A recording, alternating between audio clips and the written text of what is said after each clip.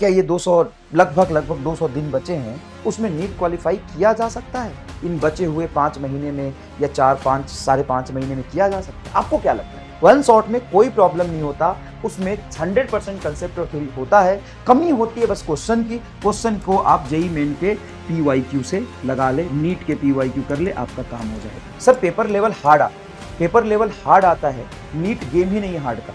तुम्हें hard paper की तैयारी नहीं करनी है, तुम्हें तैयारी करनी है कि तुम्हारा एक्यूरेसी बढ़े, स्पीड बढ़े और क्वेश्चन एग्जामिनेशन में सेलेक्टिविटी के साथ तुम कर पाओ। कई बार बच्चा कहता है कि सिर्फ लेक्चर देख लिया 10 दिन तक और 12वें दिन पता है तो वो लगेगा कि सब भूल गए। तो ये गलती मत करना कि आप सिर्फ बैकलॉग कंप्लीट कर तो सारा टाइम उसी को दे दिया। नहीं, बहुत सारे प्रॉब्लम्स आपके साथ चल रहे हैं और आप पैनिक होकर ये सोच रहे हैं कि बचे हुए जो भी आपके 195 डेज, 96 डेज हैं या 200 दिन हैं, लगभग क्या उस 200 दिन में नीट क्वालिफाई किया जा सकता है? आपको क्या लगता है? आपको क्या लगता है? क्या इस 200 दिन में नीट क्वालिफाई करना पॉसिबल है या नहीं? 40% लोग बच्चे सोच रहे कि नहीं हो सकता सर, इतना ज्यादा कंपटीशन है, बच्चे पता नहीं 2-2 साल से तैयारी कर रहे हैं, पिछले मई में ही बच्चों ने एडमिशन, सॉरी इस मई में ही बच्चों ने एडमिशन ले लिया था, उस समय से पढ़ रहे हैं, अभी 4-5 महीने वो आगे निकल गए हैं, 5-6 चैप्टर बहुत अच्छे से क्लियर कर लिए होंगे।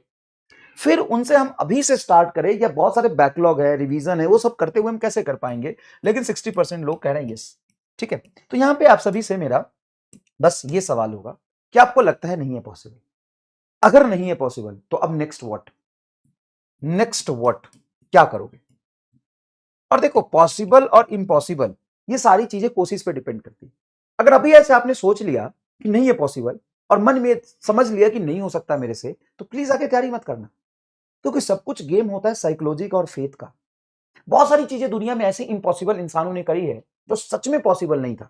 वो अभी से एग्जाम्पल मुझे अचानक से तो जीतन राम मांझी का याद आ रहा है, अगर मैं सही सोच रहा हूं तो, जो एक पहाड़ को काट के रास्ता बना दिया था बहुत कम समय में। बहुत इंपॉसिबल सा काम है, लेकिन अभी से नीट क्वालिफाई कर लेना इतने कंपटीशन में इंपॉसिबल सा काम ही आपको करना पड़ेगा। तो अगर आप ये सोच रहे हो कि नहीं हो सकता, तो व्हाट नेक्स्ट? क्या आपके पास कुछ बैकअप है, कुछ और आप कर सकते हो? अगर आपके पास है तो जरूर से आपको वही करना चाहिए, कोई प्रॉब्लम नहीं, आप छोड़ दो, क्योंकि सारे लोग डॉक्टर ही बने जरूरी थोड़ी ना। और वैसे भी इसमें सिलेक्शन सिर्फ 8 से 10% लोगों का होता है जो पूरी जान लगा के पढ़ते हैं, जो एकदम 100% डेडिकेशन के साथ पढ़ते हैं। और नहीं कि आपने सोचा कि नहीं सर मैं तो सोच रहा हूं मेरे बस का है, मैं कर लूंगा। तो अगर आपका आंसर यस, तो मैं आपके लिए अब आगे बढ़ता हूं। तो आपके प्रॉब्लम क्या है कि टाइम बहुत कम है?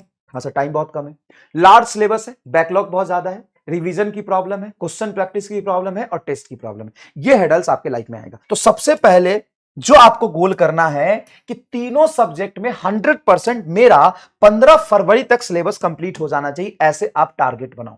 अभी अगर आप 0 से स्टार्ट कर रहे हैं तो सबसे पहले आप जाइए 11th का स्टार्टिंग का UDM से लेकर के ग्रेविटेशन तक आप वन शॉट से देख लीजिए।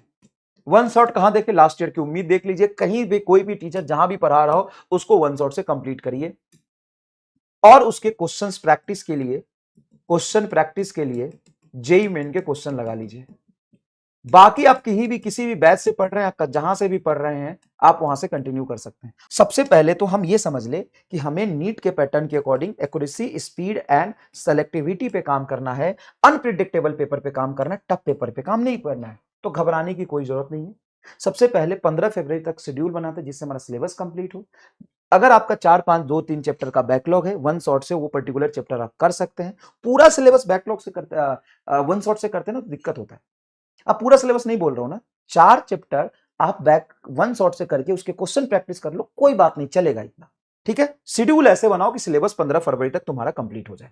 अब मैं आगे आता हूं और तुम्हें समझाता हूं कि एक्चुअल में बच्चा क्या करता है कि क्वेश्चन प्रैक्टिस और रिवीजन को एक मानता है, इसीलिए वो हमेशा परेशान रहता है। सबसे पहले दोनों चीजों को आप अलग करिए, सबसे पहले आप समझिए, रिवीजन मतलब होता है थ्योरी और इंपॉर्टेंट कंसेप्ट का रिवीजन करना, और क्वेश्चन प्रैक्टिस जो होता है, जो नोट्स में बहुत सारे क्वेश्चन होते हैं उन सबको करना।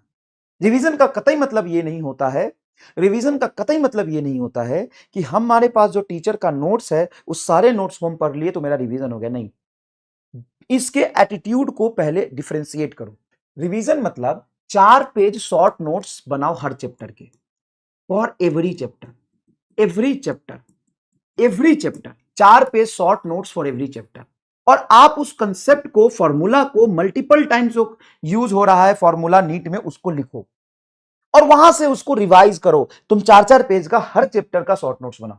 ऐसा नहीं कि नीट का पीवाईक्यू बहुत आसान है, वो रिलेवेंट नहीं है भाई साहब। वो टाइम लिमिट के अकॉर्डिंग ना पेपर को पूरा पढ़ पाना, लैंग्वेज समझ पाना और उसके अकॉर्डिंग क्वेश्चन कर पाना बहुत टफ होता है, आसान नहीं है। चाहे घर पे बैठ के तुम कितना भी बड़ा बड़ा क्वेश्चन कर लो, एग्जाम में जाके क्वेश्चन का करने का तरीका बदल जाता है, बहुत प्रेशर होता है। टाइम आपको कितना मिलने वाला है पर क्वेश्चन फिक्स में बताना। अब आते हैं टेस्ट पे। टेस्ट दो तरह के हो रहे हैं आजकल, कहीं भी तुम पढ़ रहे हो, ऑफलाइन दो तरह के टेस्ट हो रहे हैं। एक नॉर्मल बैच टेस्ट हो रहा है और एक रैंक बूस्टर टेस्ट हो रहा है।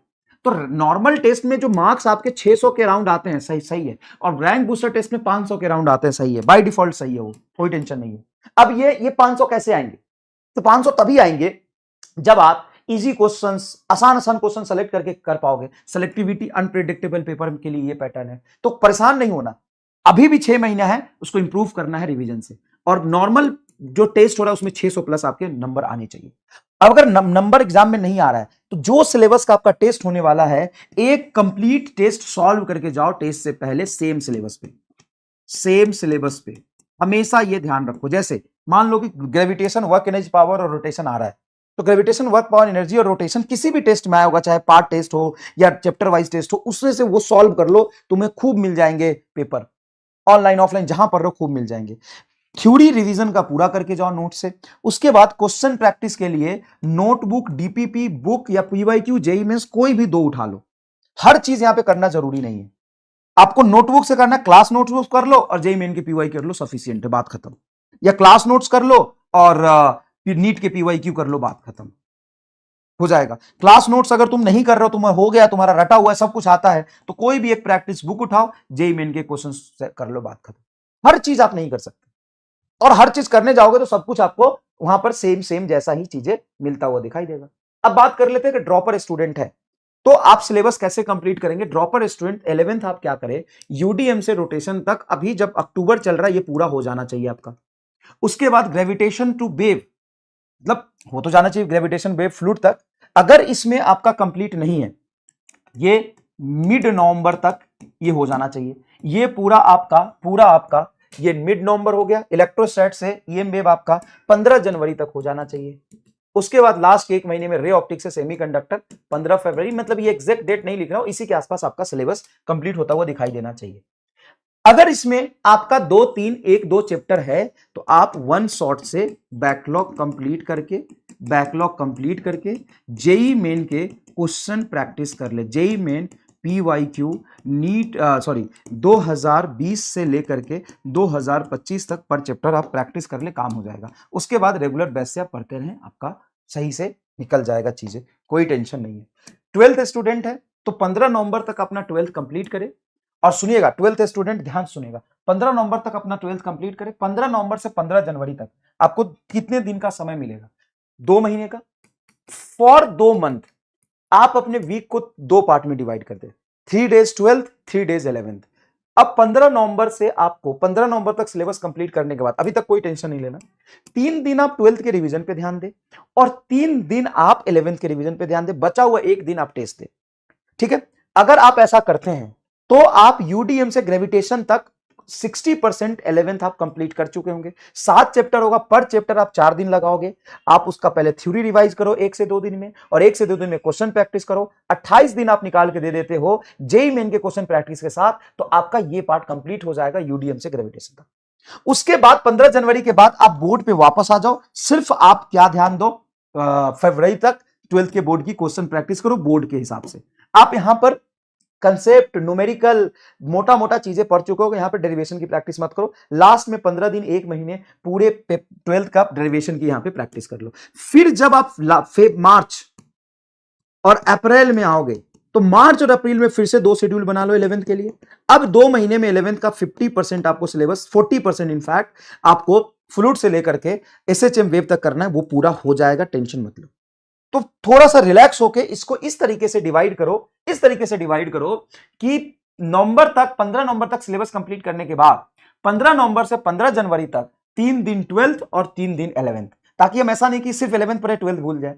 तो 3-3 दिन के साथ चलोगे ना तो तुम्हारा आराम से 4-4 5-5 दिन दोगे तो एक एक चैप्टर कंप्लीट होता जाएगा और ये पूरा आप कर लोगे। ठीक है, उसके बाद फिर 15 जनवरी से लेकर के फरवरी एंड तक आप 12th पर ध्यान देना। उसके बाद आप फिर से वापस आ जाना, बचा हुआ सिर्फ 40% सिलेबस है 11th का, वो आपका कंप्लीट हो जाएगा। और अभी एज लेने का सबसे बेस्ट है मैं अभी समय दिवाली। दिवाली के बाद ना चीजें बहुत बदल जाती हैं। दिवाली के बाद चीजें बहुत बदल जाती हैं। दिवाली के बाद आपको लगेगा कि अरे यार अब तो बहुत काम करना है, तो दिवाली के समय में जो बचा हुआ चीजें हैं उसको ठीक कर लो, जो भी तुम्हारे पुराने पाप है ठीक कर लो, अपनी 120-130% इफिशियंसी पर काम करो। उसमें ये मत गलती करना, कई बच्चे सोचते हैं कि दिवाली के ब्रेक में मैं कुछ नहीं करूंगा, सिर्फ बैकलॉग करूंगा। अगर ऐसा सोचा है तो दिवाली के समय में अपनी इफिशियंसी को थोड़ा बढ़ाओ और जितना टाइम मिल रहा है, जैसे तुमने सोचा है कि 12 आवर पर डे हमें पढ़ना है और तूने सोचा कि मुझे सिर्फ बैकलॉग कवर करना है, तो ऐसा मत करो, 6 आवर इसको दे दो। ठीक है, 6 आवर इसको दे दो, 6 आवर में ये करो, बचे हुए 2 आवर में चीजों का रिवाइज करो। रिवीजन और प्रैक्टिस में फर्क समझ में आया कि नहीं आया? कितने लोग ये गलती करते थे कि रिवीजन और प्रैक्टिस एक ही चीज समझते थे। रिवीजन मतलब शॉर्ट नोट से थ्योरी की रिवीजन और प्रैक्टिस मतलब क्वेश्चन की प्रैक्टिस, दोनों अलग है। तो रिवीजन करो और क्वेश्चन प्रैक्टिस को 2 आवर में करो, तो कितना हो गया?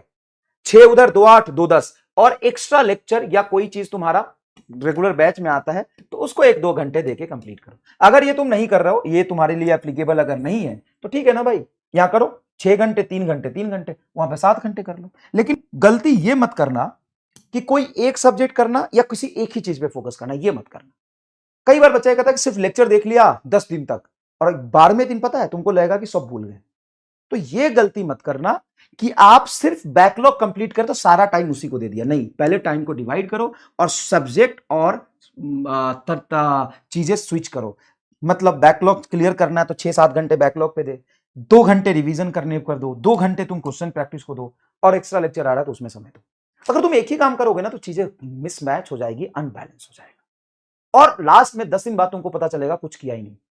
Thank you so much. अच्छा, क्या आपसे 2-3 क्वेश्चन में पूछता हूं, क्या 200 दिन में नीट करना पॉसिबल है? यस और नो में बताइए। पहली बात, आप कर पाएंगे कि नहीं कर पाएंगे कमेंट बॉक्स में बताइए। दूसरी बात, क्या आपको रिवीजन एंड प्रैक्टिस में फर्क समझ में आया? तीसरी बात, कि आपको नीट का पैटर्न समझ में आया? सेलेक्टिविटी, एक्यूरेसी एंड स्पीड पे काम करना है, अनप्रिडिक्टेबल पेपर पे काम करना है या टफ पेपर पे काम करना है? कमेंट बॉक्स में बताइएगा। Thank you so much, all the best, धन्यवाद, बाय बाय।